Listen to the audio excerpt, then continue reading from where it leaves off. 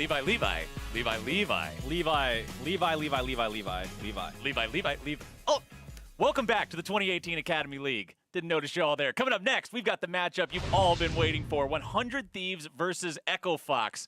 And in case you missed the news or the conversation that Mark and I were just having, GPL All-Star jungler Levi has finally arrived to play alongside his 100 Thieves teammates. Oh boy, and fans and I have been waiting a very long time for this, and it's finally here. He took the world by storm alongside Gigabyte Marines last year after crushing MSI play-in stage and then coming within one game of knocking TSM out of the group stage of that competition.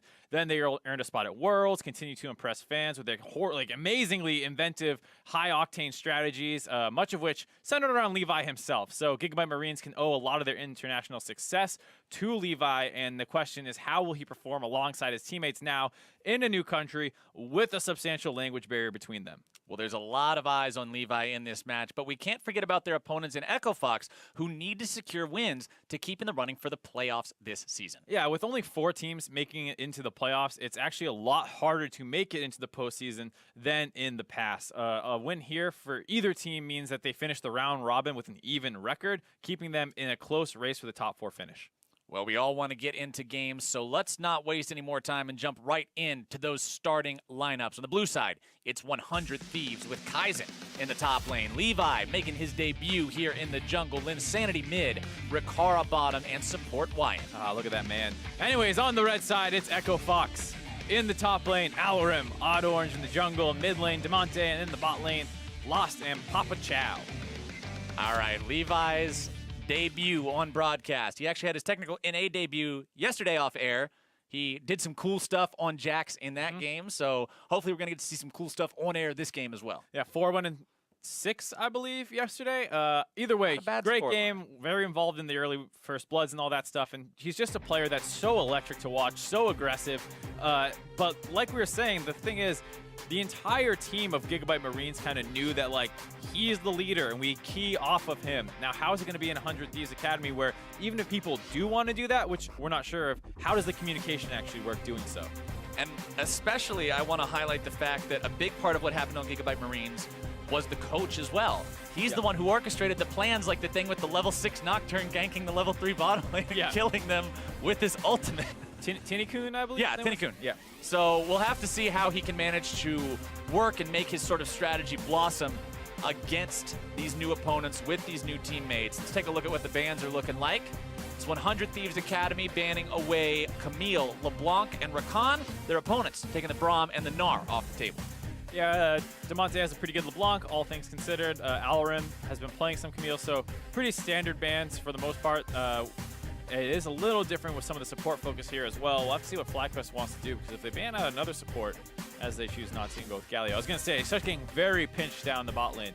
Support has like an average of like 4 or 5 tanky champions, but if you start banning away there, you start very quickly ending up on things like that Zillion and Lulu we saw earlier in the day. Let's see what 100 Thieves wants to go. Okay, it wasn't banned away. You got to pick it. Yep, you got to. We saw Demonte get it, and he destroyed kids with this Zoe. So sometimes you're like, I don't know, do either of us play it? Fox here is like, yeah, we play it. Fox is like, we will 100% take this unless you take it right now. Yeah, so I'm actually a little surprised to see 100 Thieves not go for a bit of a blue side ban there, but either way, if they do play it, Linsanity feels comfortable on the Zoe, they're going to be pretty happy with that pickup. Well, Fox, they've decided to grab themselves the Ezreal that we've seen so much of so far today. Also grabbing that Ornn for themselves that was pretty important for the victory overall last game, allowing his teammates to buy those super late game items. Yeah, I think Ornn, all things considered, sees probably a little bit of an underrepresentation in North America. It doesn't get played by too many players in the pro scene and the actual NA LCS, and not much in the Academy League, but still has fantastic melee matchups, is a monster in late game team fights. And then, like you said, provides that utility of being, hey, everyone, spend more gold than anyone else can in the game. Yep. We also got to see him bonk Max Trobo's Gangplank in lane last game. The Gangplank, of course, did do Gangplank things once it got to the mid game, but early on, very, very difficult for him to deal with that. The remaining 2 pickups in the first round of the draft, or the first phase of the draft, I should say, for 100 Thieves Academy will be the Alistar and the Jax. Let's see how Fox responds. They got one more pick to go before the second round of bans hit. And you talk about doing some bonking. Levi's, Jax, pretty good on that yesterday. Heard a lot of the thwack, thwack. Thunk, thunk, Yeah, thunk. a lot of different noises based on the skin. Oh yeah, that's right. It depends. Honestly though, ever since Godstaff Jax came out, that's the only one I've seen anybody use. It is a very good-looking skin, so Yeah. I understand. Well, I guess Moon did use one of the chromas for one of the other ones earlier, but it wasn't Godstaff Jax, so I don't know which one it was. It was Yeah. red. Yeah, I don't remember. That's about I've been it. watching that closely. All right, Demonte. Demonte will grab himself the Rise that we've seen banned out of a couple of the games so far today. So that mid lane going to be a powerhouse for them as well. But remember, can't do the cheesy Zhonya's ult thing anymore. We'll have to see how relevant that is, because it matters a lot in situations where like he's kind of vision controlling and then gets caught out in the jungle, or when he's split pushing in the 1-3-1. It's such a powerful interaction. It was one of the best escapes in the entire game. So you have to be more careful with it, but it was such a broken thing that you could do. Now that he can't do it, it's like, well, he's just back more in the realm of how every other champion functions. It's not like he is suddenly not Rise anymore. All right, into the second part of the bans, though. It's Tristana and Gangplank banned out by Fox, getting rid of some of that hyper-scaling that we've seen be a win condition before. Yorick and Skarner banned out by 100 Thieves. What meta is this? This Is season 2? Yeah, Yorick. I never imagined I'd be saying that sentence. Yeah. That's a weird one. Alarin played some Yorick, and it looked pretty good when he did it. He died a lot, but was getting a lot of pressure down, so they did not want to hand that one over. Tom Kench comes in fast with a Sivir answer very quickly as well. Going to be enabling that Jax to run wild, and maybe something else with that. Ball Comp coming in, Maokai. All right, Maokai's in there, Sivir's in there, Tom Kench is in there. One more pick to go on the side of Fox. What are you picking for your jungle? Echo Fox, what's Odd Orange going to be taking up against Levi here? The superstar that made his name on the world stage. Sejuani. No, Jarvan. Okay. Okay, we haven't got to see any of him yet. Yeah, he's been dropping in priority for a lot of people. Gets out-tanked by almost every other meta jungler right now. In his early game, while it can be explosive, the onus is on you to make plays with him. And teams have been struggling to do that a little bit. So that's why you see more of the Zac and more of this Skarner and more of the Sejuani. Jarvan, one of those champions. I mean, people always talk about how Jarvan's got the best level 2 gank in the game, but level 2 ganks don't work as good in LCS because players are usually aware of cheesy type stuff like that. So it's not quite the solo queue experience where the guy's AFK in lane for the first 3 minutes and just doesn't pay attention to anything, and the Jarvan walks Yeah, up you and wish. kill him. You wish it was like that, but it's not. People are ready for it. On the side of 100 Thieves Academy, though, I am surprised at that team comp. It has a ton of engage, but feels like it's lacking a little bit of damage. Hopefully that means we see Levi going a damage-oriented Trinity jet. Force. He's got 2 real tanks this game, not just defensive steroids, but actual meatballs to put in front of him. So we'll. That's what you want. Oh, yep. Nice team comp full of meatballs. If your team's like spaghetti, your Jax can forgetty being a tank. That's how it works out. That is a great little limerick or rhyme or whatever. I don't know the term for it, but I like that one a lot. All right, let's see how this works. Levi, debut North American Academy League broadcast. Can he impress us the same way that he won the hearts of so many people on the world stage? I'm not going to deny I was very surprised the first time we got to see Gigabyte Marine's performance at MSI, and when they came back for Worlds, I was kind of expecting almost to be let down. I was thinking, okay, we got to see their performance at MSI. People know what this team does now. I don't think the cheese thing is going to work twice. And then they impressed me even more at Worlds than they did at MSI. And that team was always so fun to watch. Like you said, Levi was the backbone of that squad. So seeing him here in NA now, it's going to be great. I think hands down they were the most exciting team to watch in international play last year. Lots of teams. Oh, yeah. It's exciting because they're in the finals and this and that. The circumstance is exciting, but yeah, legitimately the play style of Gigabyte Marines and Levi was so innovative and impressive that you couldn't help but love that team. And I think it's funny that so many people became fans of them in North America despite how much damage they did to us. Over the course of those international competitions, they ruined TSM. They ruined our dreams. They hurt Immortals. But you know what? We don't care because they're fun to watch. And we got their jungler now. We stole him. No other team is going to pick Mordekaiser or Nocturne. We need these guys. Let's see how they can do, though. Levi in the jungle on that Jax. Press the attack. Nothing too crazy there. Then Sanity Zoe going with the cleanse out the gate. Has the summoner spellbook to change things around. Demonte's Rise going to be telling the same story there. Yep. Or I'm going with the Ignite early on, too. Yeah, not too surprising in matchups where you take the Unsealed Spellbook. You don't really need the teleport right away unless you think you're going to get harassed out a lot. So Ignite Ornn, as funny as it looks, not too surprising against the Maokai, who you should be good at fighting over early on. And then the mid lane, Ryze versus Zoe is a matchup we've seen a couple times, and it's not too bad for Ryze because he should have the push advantage, generally speaking, but you do have to be very careful because you are immobile. Now you don't have that extra little escape, so sometimes Zoe can find some angles for her paddle star. She chunks you out really hard, and then you start losing priority in that lane. Yeah, neither of those two, they've both got a lot of damage potential. They've both got a lot of setup potential with the bubbles and the rune prisons, but sustain isn't really a story for either one of them, just because of the fact that it's not in their kit. So you end up taking a bad trade, you end up getting caught out by something that you would have really liked to sidestep, then you're going to be in a rough spot. Linsanity goes for the trouble bubble there, but the minion was still alive, so the hero minion blocks it, keeping Damonte safe. Yeah, I wonder if he was trying to maybe go for like a dematerializer on it or something. I wasn't quite watching that, that closely. Sure. But yeah, either way, that's the thing. Sometimes Zoe just pressures the Ryze really hard, and he has to back off and respect it. And also, maybe he goes for the Catalyst for a little bit more sustain if he feels like he needs it. We'll have to see what Damonte chooses to do. Odd Orange, despite those amazing level 2 ganks we like talking about, we're already past that point, Mark. Yeah, the sad level 2 gank at level 4. The sad level 4 clear for Jarvan's. I mean, you can't say it's bad. Farming quickly is never bad, but it is not as exciting as the EQ's mid level 2 with red buff electrocute blowing somebody up. That's so cheesy.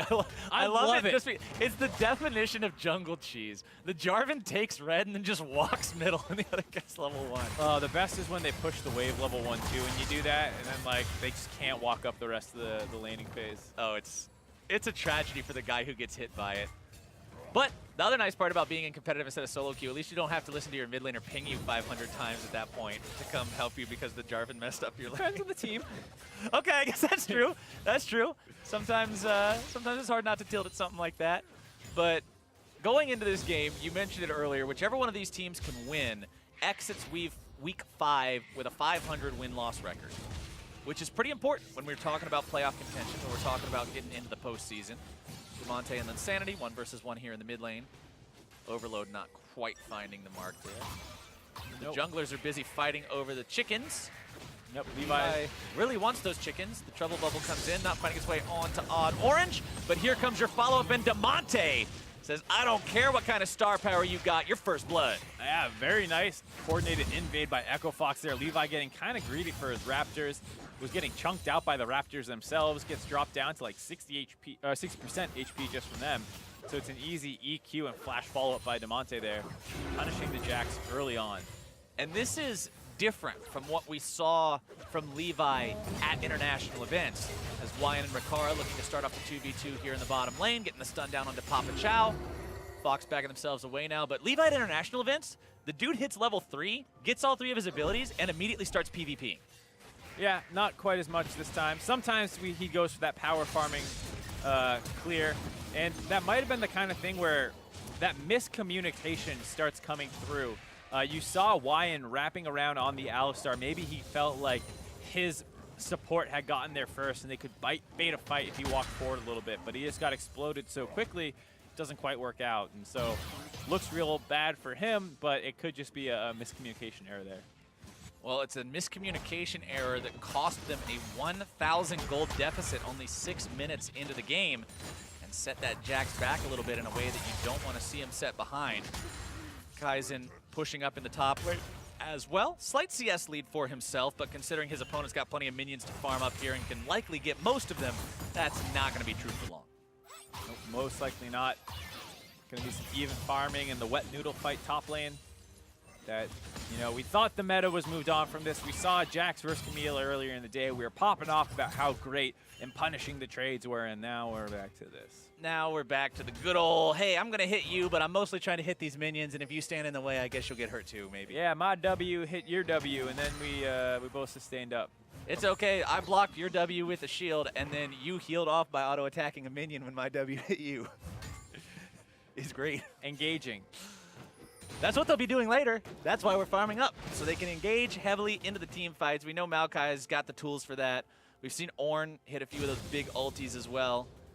It'll just be about who manages to get the angle, who manages to be farmed up. But unlike those carry matchups that we've seen in the past, Mark, this isn't one of those situations where if one of these guys falls 30 CS behind or like dies twice or something, that he's really like, oh man, what am I supposed to do? This other guy's so far ahead.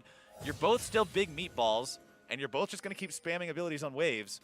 So you're going to stay pretty much even and relevant throughout the entire thing. And you see the team comps kind of reflect that. You know, no one's picking globals in this game, really. I mean, yes, the Rise has a semi-global, and Tom Kench has a semi-global, but the game plan here is not get up to the top side and influence a carry versus carry matchup, or even a carry versus tank matchup like we saw in the last game where Talia and Galio are both running up to the top side or down to the bot lane. This time around, it's going to be a lot more focused on pickoffs in the jungle, which we already saw once. Rise can combo very well with Jarvan. They have probably one of the scariest pre-6 kill threats in the game, and it doesn't get much better for opponents at 6. Just the amount of guaranteed lockdown CC that those guys brings is pretty nuts. And then you also have bot lanes, which can be a little susceptible. Yeah, I think the conversation around the level 6 points for these two junglers is an interesting one to have, because Jax's ultimate is a big ultimate in terms of a duel, in terms of a 1v1 threat, in terms of sustained damage. That thing's huge. But when you look at gank impact, there's no contest between his and Jarvan's. No, absolutely not. And that's why Jarvan Rise, when they were both at the height of their power, you know, not too long ago, it was just a completely devastating combination.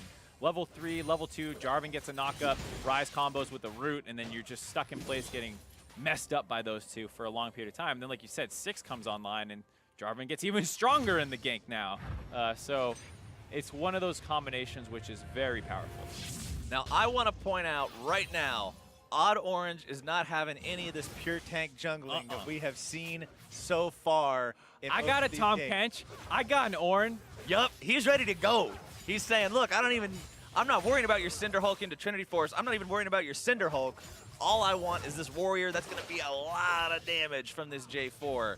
Usually when they go for this build, you're going to see Warrior into Black Cleaver or something of the like. So very big damage threat, but the issue with it is if it falls behind, ooh, it's not pretty. No, and it's a game where there are a fair amount of tanks on the enemy team, so your ability to just blow somebody up is not that high. But if you can get onto Linsanity or Rakara, you can mess those two up. Obviously, the tank is not going to be too fun, and Jax will eventually just live through your burst damage and outtrade you afterwards, I believe. So I'm not sure it'll work out that well for him in the 1v1 in the jungle. Lost and Papa Chow keep constantly trying to make these moves happen in bottom lane, and I like that. They're looking to force the issue onto Wyan and Ricard, trying to get Wyan to blow everything, disengaging this. But right now, it's still a very even contest between those two. You can see about a 20 CS lead in mid lane for Demonte over Linsanity now as well. Farm lead in the jungle, despite his early death, going the way of Levi here. The dagger in his inventory leads me to believe that he is going to go for that Trinity Force we were hoping for. Yep, you would expect so, especially with the press the attack. Gonna grab that one up. And then I think the thing that's interesting is just how exactly the Jarvan matches up versus Jax in that regard. Like you said, Jarvan's one of the slower farming junglers in the current meta, which is why he's probably fallen off a little bit compared to some of the other ones. And then traditionally you often see, in competitive play at least, you do see that Cinder Hulk one. So you think, oh yeah, he'd get destroyed by the Jax. But now that he's a little bit further ahead and he's built Warrior, at what point does the Jax start taking over that matchup? Well, as neither of those champions are Skarner, I am not well versed in exactly how they match up specifically in terms of exact power points. So we're going to have to find out when that changes. But Sleepy Trouble Bubbles landing always make things difficult. Tom Kench, a great pick against Zoe. Has to use the flash there, but being able to save whoever falls asleep is so critical at stopping those near one-shot levels of damage. Yeah, great Tom Kench pickup, which we didn't really touch on thus far, but it is fantastic into that Zoe pickup, able to save, like you said, whoever gets sleep on. It's also not too bad into Sivir comps in general, where either Maokai or Wyan are going to be trying to find one target to kind of engage on with that W, with that headbutt pulverize combo, and Tom Kench can help out whoever that is. Insanity currently rocking a free flash. So if you randomly see Zoe flash in the next 20 seconds or so, he's not using his real one. Oh my gosh, he actually flashed. Demonte in some trouble. Gets himself back, drops the root. Odd Orange hanging around, knows that Zoe's still got some abilities left to cast, so doesn't want to go in, understandably so. That's the thing, too. When you're Warrior Jarvan, Zoe can legit just one-hit you. Yeah. Uh-oh. Bottom side, Wyan starting this fight off, going for Papa Chow. The one person Tom Kench can't save is Tom Kench, and that is being displayed right now as they collapse and punish. Papa Chow goes down. Zoe grabbing the kill. Nice collapse there as, whoa! Ooh! Lost threading the needle. Lost sneaks in there, grabs that kill for himself. Riv's gonna be happy about that one. Someone clip that and send it to him. Good cleanup kill, and it punishes the roam that went on down there. It allows the mid lane and jungler to get some damage down on that turret, trying to eke out these micro advantages. Now, Echo Fox up to a 2K gold lead.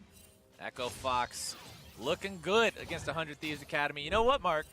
All right, hold on. We'll talk about it after this replay. Let's take another look how this happened. Yeah, Darth Tom Kench the Wise could save others, but could not save himself. Is this a story that the LCS would tell you? It's not what other supports would tell.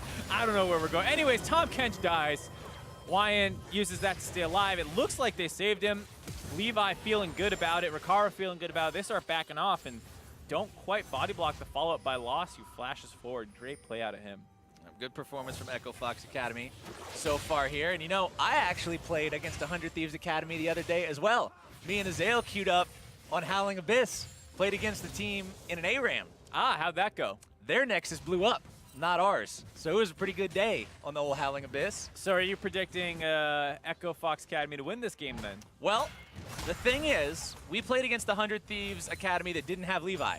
So there's also not a jungle on Howling Abyss, so I'm not exactly sure how that would have impacted the map overall. There's a bush on the left side, though. That's close enough. But Levi and ARAM just stands there all game. Just sits in the bush. But we'll have to see if 100 Thieves Academy can take down this Echo Fox squad that's built themselves an early game lead. With Zoe damage like that, you've always got a distinct possibility.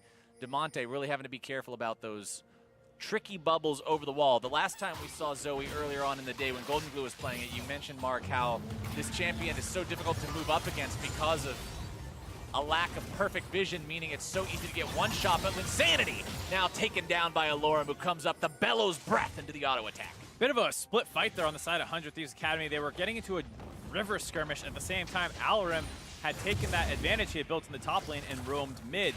And then Linsanity got a little greedy with his flash, I think it's fair to say, that he goes and tries to flash under his turret and into the 2v1 as opposed to flashing down and away from that and going towards the rest of his team.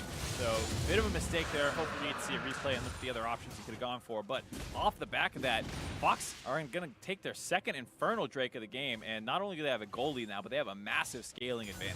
Infernal number 2, 2,000 gold. Infernal number 3 spawning next. So if you can preserve this momentum for 6 more minutes, that's another reward.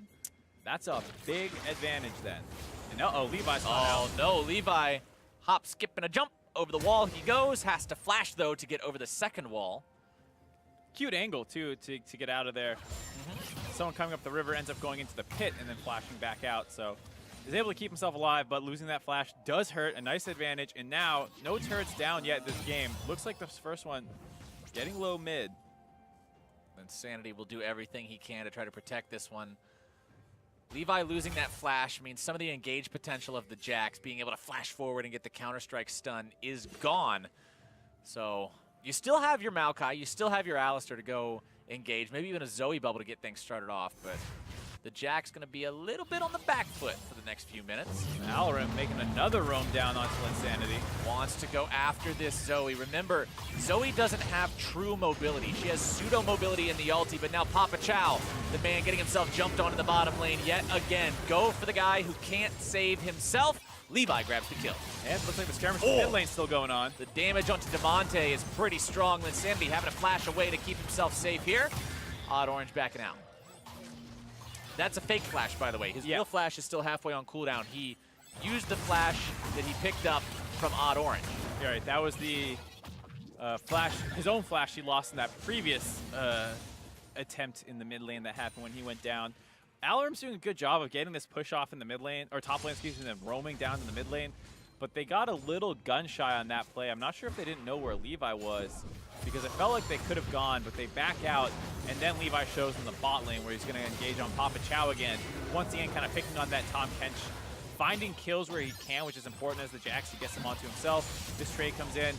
Odd Orange a little bit too early with that EQ combo. The Zoe had not quite popped back over the wall yet, so he does not get the punish on the EQ, and Zoe is able to get out of there, but very scary for a second there. Game's still equalizing itself around that 2,000 gold mark. The team's sort of hitting that point of equilibrium where nobody's able to really catch the other side off guard just yet. Nothing translating into a big lead. The Jax closing in on that Trinity Force power spike. Levi there getting closer and closer to having some of that carry potential. Black Cleaver also being approached now by Odd Orange. More damage, more burst potential. But it's all about, like you said, Mark, catching the right guy out. You pretty much got two targets. You've got Linsanity and you got Rikara that's viable on. You're not looking to do that to a Maokai. You're not looking to do that to an Alistar. Nope. But, like we said, the Jarvan is a great pick into both those backliners. While he is a little squishier with the Warrior build, and you have to be a little concerned about that, Rikard does not have a way out of the Cataclysm, and Zoe, with that pseudo-mobility, does not have a way out of the Cataclysm. So you need to be careful.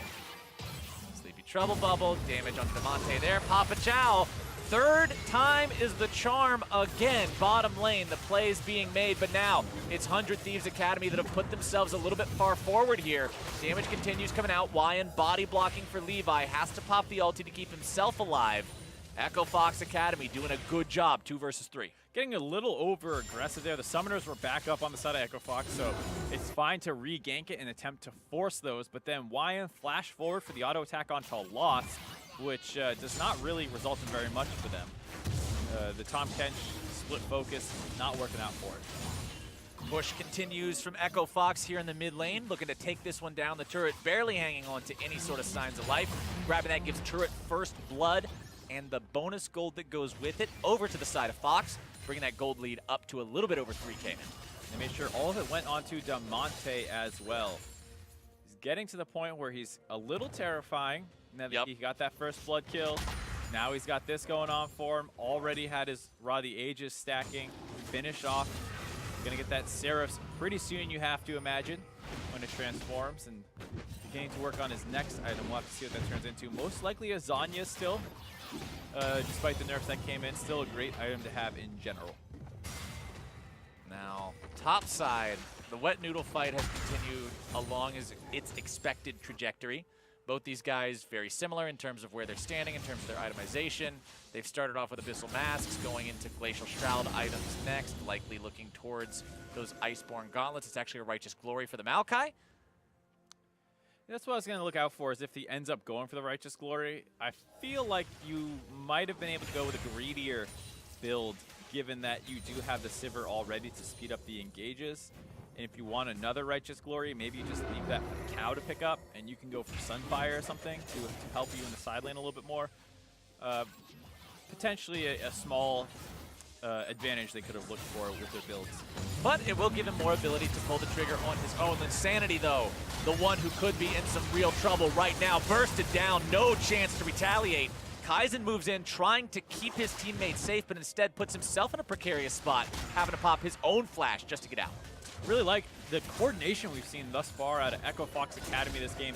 Always feels like they're on the same page with their engages. Alarim in particular, very impressive with his roams, but Damonte and Odd Orange also feel like they have a great game plan. Pick off the enemy mid laner right before the third Infernal Dragon spawns.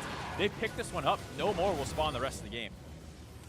Can they do it? The enemy support, no ulti. Wyan not having that means this fight is next to impossible. Only way to take this Drake is for Levi to be the noble sacrifice, run in there, smite, steal it away. He has the flash to get back out over the wall. I'm expecting him to go in, make an attempt on this one, and he got it! And smooth as hell, too. Jumps in, smite, flash out before the enemy team can react at all. That is so big to get that for your team. What you're comparing, the difference in the comparison of those bonus stats is now you have 8% less than your opponent. They have 16 and you have 8 in terms of the bonus. It would have been 0 to 24. And unrecoverable in that position, because if a team gets 3 of a dragon type, no more There spawn. can't be any more. Right, Yeah. So this means if the dragons keep getting taken at this rate, the next one is a mountain dragon, but if they take that one down, perhaps the third, or the fourth, the fifth. The fifth. The fifth and final dragon that would spawn this game could be another mountain. or Infernal. As I blabber on, someone gets picked off. That was a great bait from Echo Fox. They're saying, we know they're going to show up to this, sit inside the brush, wait for them to approach, and insta-give somebody. And they do just that, grabbing the kill onto Wyan. Insanity tried to check the brush with the Paddle Star, but it was not fast enough. Not fast enough. No blue trinkets available, I believe, so they kind of had to run up and check that one. They do lose the kill for it, but there's enough minion waves crashing in the side lanes now. Warren is deciding it's not really worth the debate again.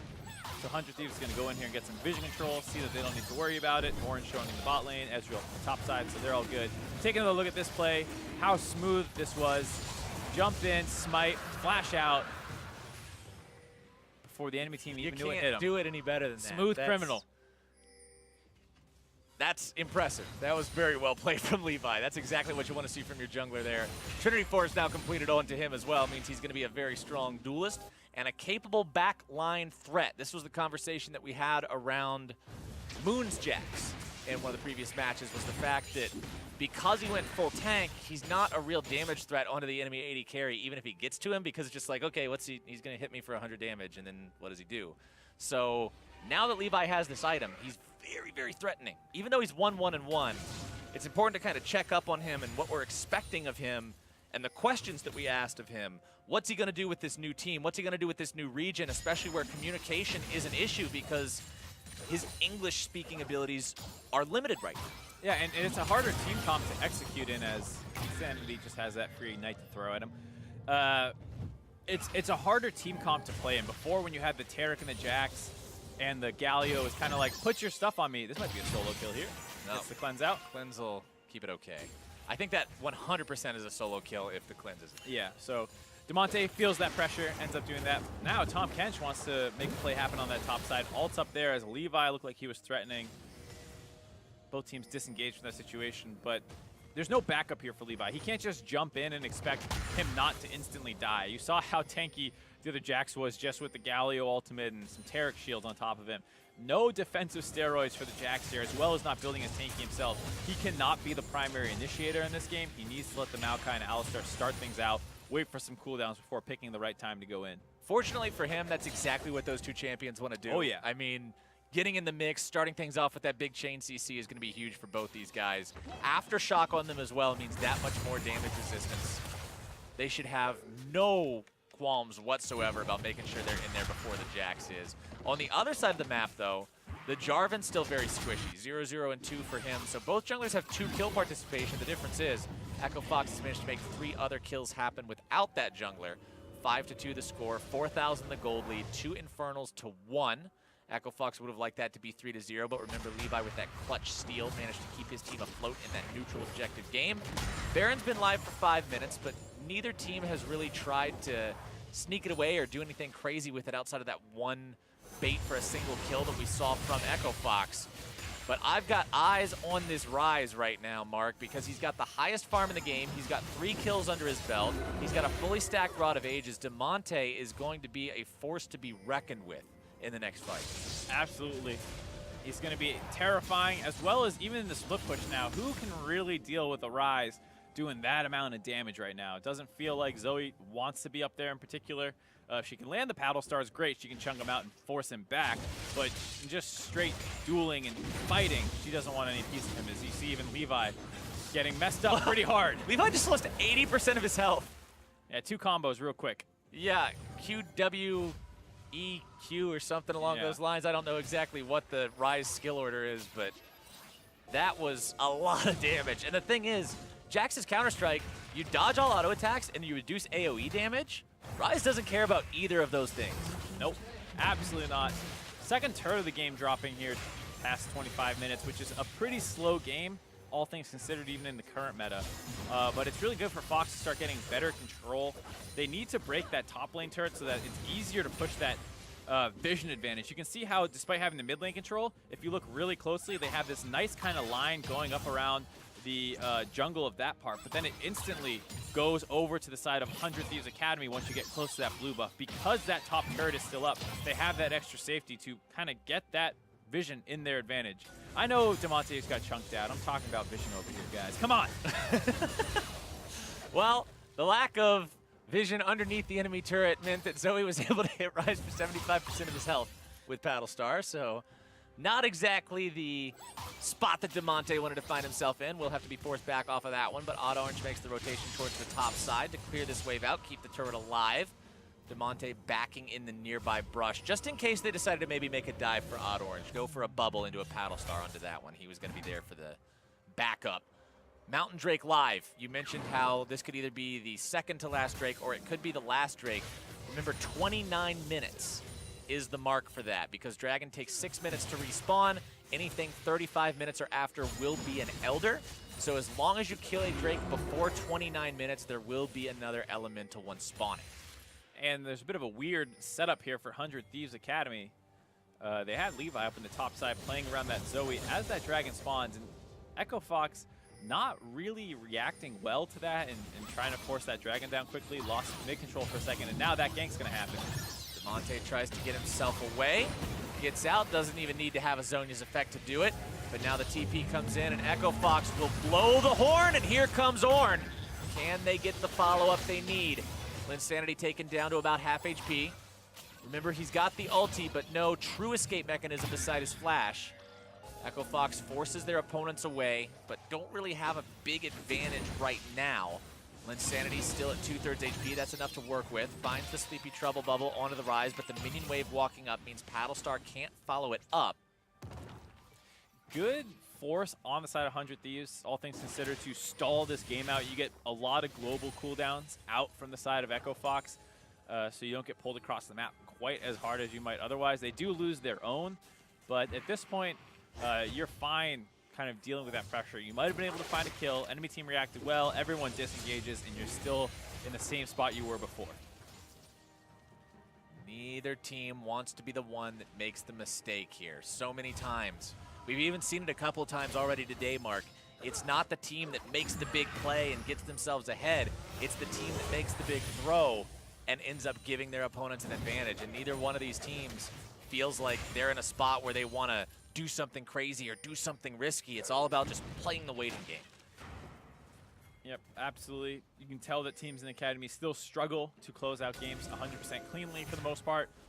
Either missing a thing or two when they go for the Baron, or just picking the wrong fight near it can be absolutely disastrous. Here, Fox trying to find a pick off onto Levi. All right, there comes your Ornn ulti. Rise also going to use the portal to get the rest of the guys in there, but now a multi-man stun from Levi to start off the fight, but a near instant kill onto Levi. Now they'll take him down. What else can they find here? Alorum popping the hourglass for himself to stay alive in the back line, but only for a moment.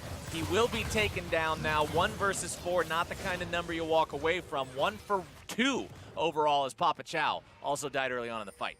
Really well played by the side of 100 Thieves, but just a little too fast on the trigger by Levi there. He jumps in for the 4-man stun, and I believe it was Lost he chunked out really hard, and there's no minion wave, so Lost had to run through the turret to get out of there, but the side of 100 Thieves was still busy dealing with that Tom Kench that they got caught out of position. Then Alorum was the one who kind of turned off to protect the rest of the team so that they could run out through that turret.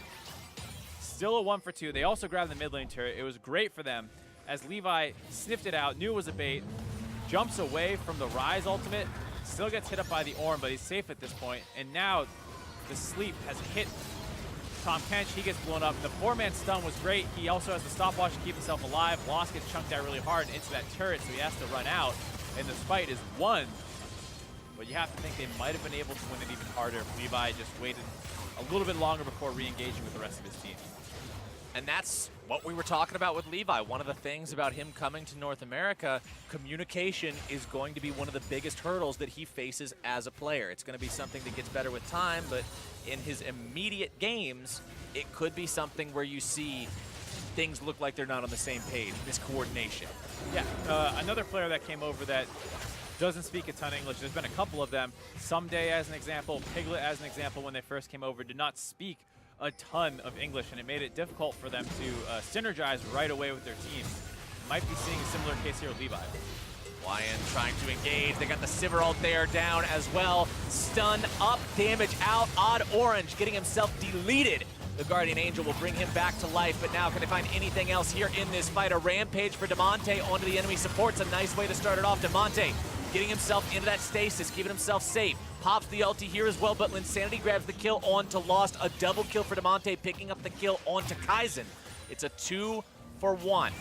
Echo Fox walking away with this one so far. Paddlestar not getting a whole lot of payoff there.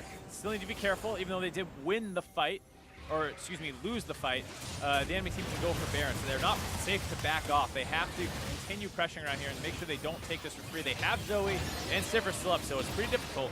Put the Drowsy onto the Ornn, but he's instantly gobbled up. Papa Chow getting him away to safety, but they stop the Baron. That's what matters. Yep. It was a bit of a touch-and-go situation. They get out, and with that, they actually got the mid-wave pushing for them as well, so they might actually trade up with an objective after that fight. Not bad at all, considering how it lost them their top and support.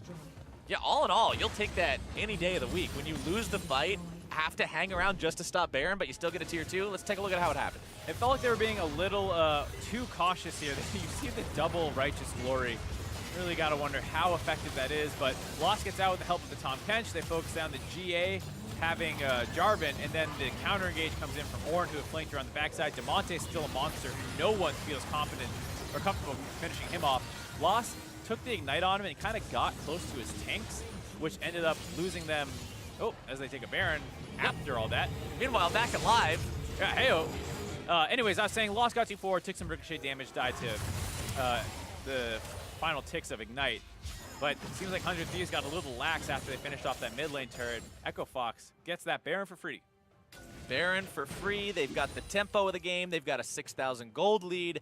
What do you do with it now is the question. You've got a massive Rise that's one item away from being completely done with his... Oh, wait, no, he's not. He's actually got everything.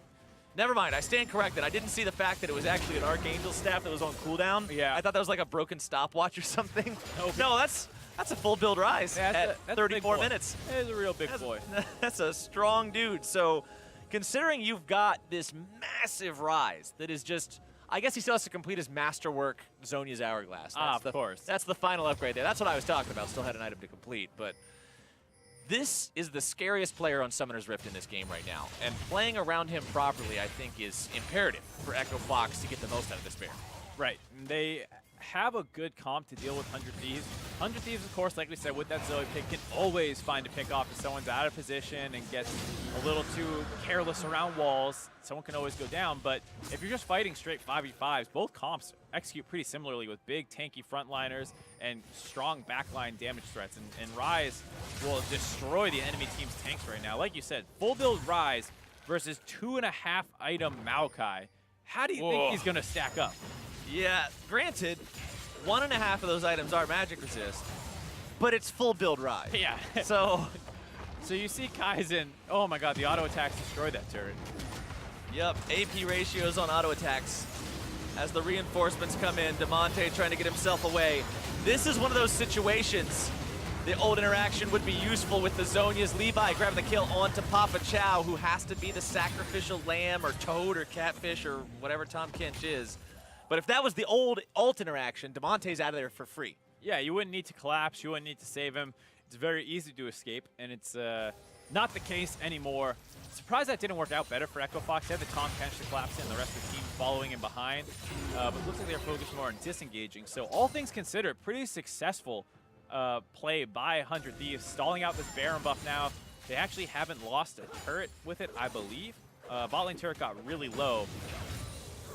But felt like Damonte was maybe a little too careful around it. Damonte now still 5-0. Highest farm in the game by 8, up over the Sivir of Rakara, who's getting close to that full build point himself. Still has one more item to go, so the 5 kills doing work there for your Rise. Linsanity collecting the enemy blue buff for himself on this Zoe. Honestly, he's only got an item left to go too. And Zoe, once he has full build, if he can hit a max range paddle star onto an Ezreal, that is a one-shot. Yeah, he's going to go bye-bye. As of right now, as we see the ult come in, actually. All right, full engage.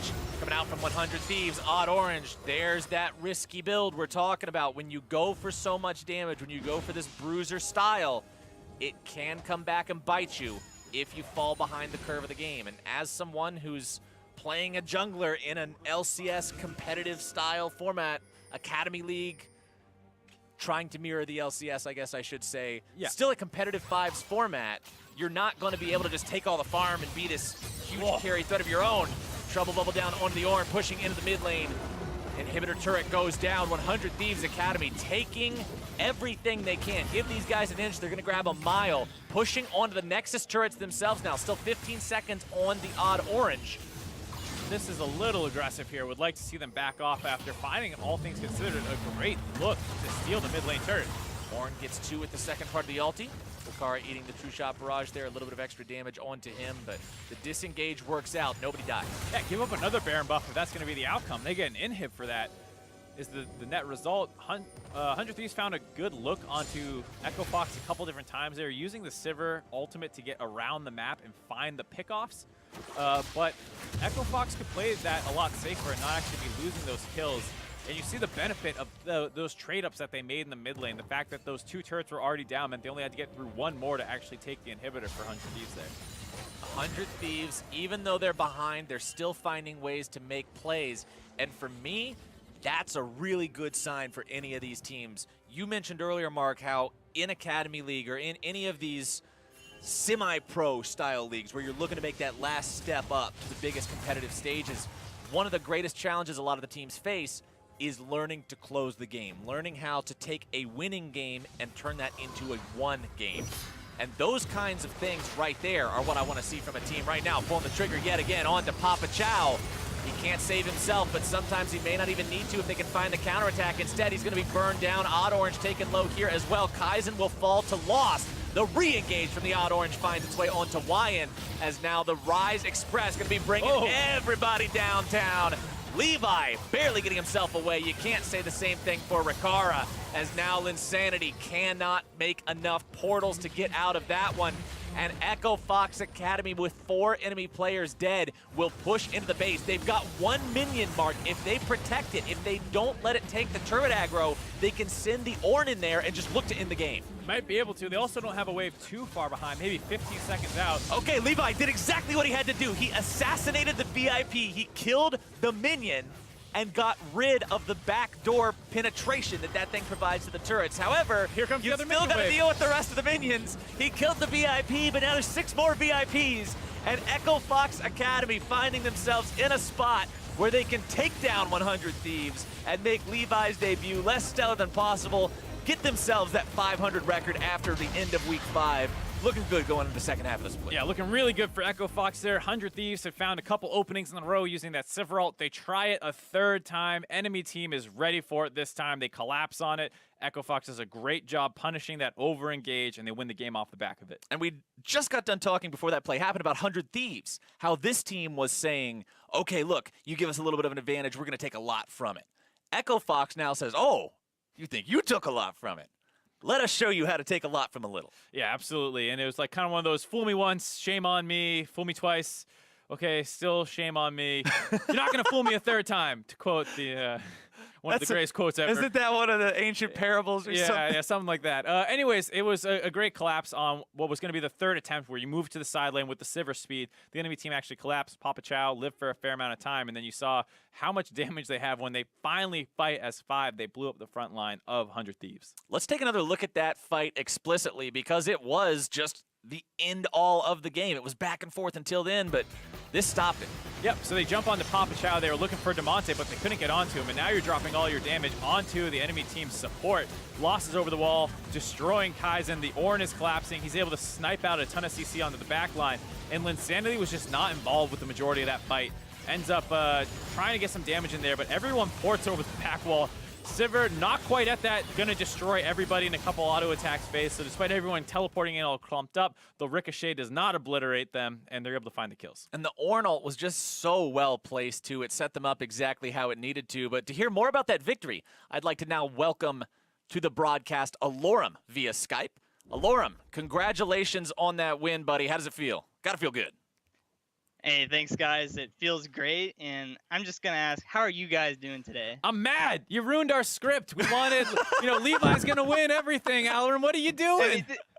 This guy comes all the way from the Vietnam. You know, he was at Worlds, and then he has to play against the Odd Orange. It's just unlucky for him. I mean, he's Just playing against this unlucky. monster. Did you guys not get the script? I thought we emailed it over. Come They on. burned the We're script, not man. scared of that guy. We're not scared of him. They Come on. burned it today. So tell me, you guys knew you were going to be going up against Levi today. What was the game plan like, knowing you're going up against this dude who was on a team that was known for just doing these completely off-the-wall strategies?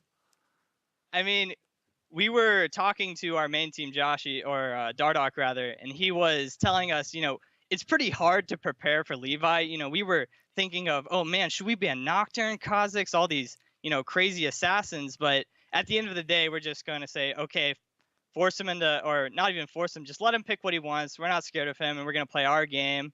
You know, Levi might be good, but he's not going to, he's just a jungler. He can't 1v5 the game. Yeah, so speaking a little bit about your performance here, you got the Ornn, not the flashiest pick in the world, but you did have a lot of good roams to the mid lane. So I think I remember in your AMA you talked something specifically about this, how it's not just about when you're lane, you have to move around the map. So talk to me a little bit about your mindset when you're on these tank picks, you can't dominate their own matchup. I mean, the whole AMA thing was just like everybody's arguing about how top lane sucks so much, and you know all these bruisers are not great. But as we've even seen earlier today in the Academy League, where people are playing Jax and you know dominating lane. But when you're playing tanks, like you said, it's not as much about dominating lane as it is. What I'm doing is, okay, I'm playing Ornn versus Maokai. I can shove him in. So what I'm going to do with that is I'm going to go into their jungle, you know, hit the vision plant, get a ward on the Gromp or something like that. And every now and then, especially if there's no flash in mid lane, you can roam to mid, burn Ornn ult to either get a flash or get a kill. All right, so And it's that easy. So you guys talked about working with the main roster, and like when you were talking about going up against Levi, consulting with Dardoch about how should we approach this. Working with that main roster, have you worked personally with Huni? What's that relationship like for you, top laner to top laner? Man, I get destroyed by that guy week after week after week. I am just pummeled by him every time I play. You know, all sorts of secret cheese top picks. You know, people laugh at me for playing Yorick, and you have no idea what I have to go against playing against Huni and Dardoch every single week. It is a pain, and I'd like to think it's made me a better player. You know, I'm playing against one of the world's best top laners every week, so hopefully I'm getting something out of it. I feel like there's no way you're not. That's the best kind of a learning experience, right? Exactly. So an experience like that combined with where you guys are standing now, after 5 weeks, you're at that even record. What is the plan for this team to make sure you continue on the up and up, you make it to that playoff point in this second half of the split? Well, I think as the weeks go on, our main focus every week is to make the next week's practice better than than the previous. And so this week, you know, we like to think that every now and then that we have really good scrims. You know, we want to take that. It's really good practice, and we want to take it into our matches and, you know, start thinking of one strategy at the beginning of the week, doing all our draft prep early, and look to put that in the games for the next week. Well, here's hoping the best for you guys. Best of luck in your scrims. Best of luck in your games. Best of luck against those Huni picks that you're having to deal with every week. And it was a lot of fun watching y'all today. It was a lot of fun watching y'all today. Looking forward to it here again soon.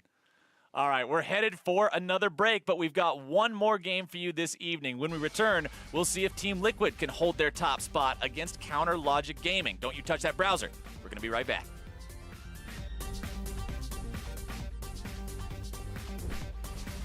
Trouble Bubble comes in, not finding his way onto Odd Orange, but here comes your follow-up in Demonte. Zoe grabbing the kill. Nice collapse there as, whoa! He has the flash to get back out over the wall. I'm expecting him to go in, make an attempt on this one, and he got it! Rise also going to use the portal to get the rest of the guys in there, but now a multi-man stun from Levi to start off the fight, but a near instant kill. Demonte getting himself into that stasis, keeping himself safe. Pops the ulti here as well, but Linsanity grabs the kill onto Lost. Kaizen will fall to Lost. The re-engage from the Odd Orange finds its way onto Wyan, as now the Rise Express going to be bringing everybody downtown.